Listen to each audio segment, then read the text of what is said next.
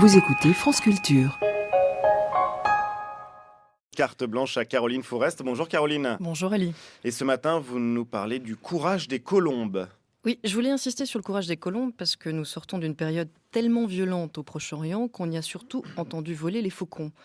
Durant ces périodes, les voix les plus nuancées sont immédiatement disqualifiées comme angéliques, lâches ou traîtres. Il ne faudrait aucun courage pour refuser la fièvre de l'appartenance à un camp.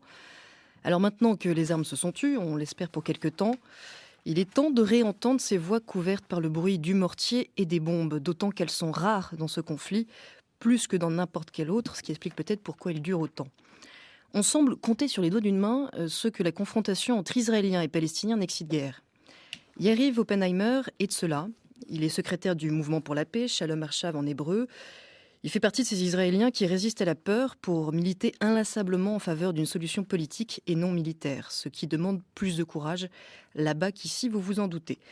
Réserviste de l'armée israélienne, il refuse de servir lorsqu'il s'agit de traquer les ennemis d'Israël au prix de tuer des innocents, mais se porte volontaire lorsqu'il s'agit de démanteler des forces des colonies israéliennes en terre palestinienne.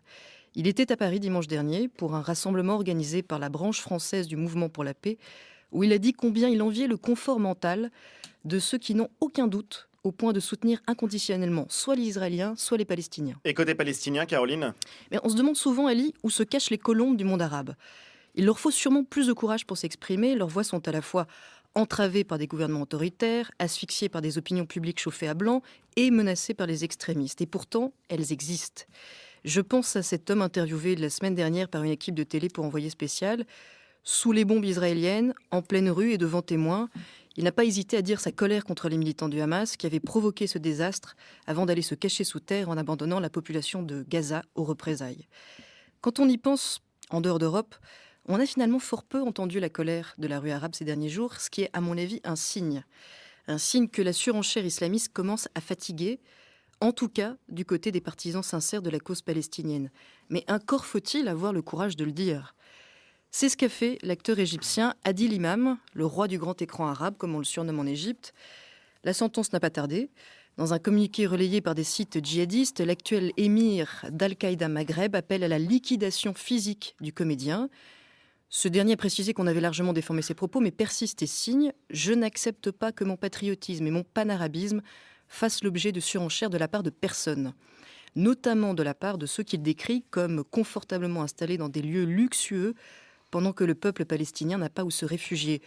Une allusion à peine volée aux dirigeants des frères musulmans égyptiens, à l'initiative d'un mouvement comme le Hamas et qui terrorise en prime ceux qui refusent l'OPA sur la cause palestinienne. Ce n'est pas la première fois qu'Adil Imam reçoit des menaces. Plusieurs de ses films mettent l'humour au service de l'ironie envers les intégristes, qui lui vaut régulièrement d'être la cible des islamistes. Et oui, non seulement les esprits libres arabes existent, mais ils sont tenaces.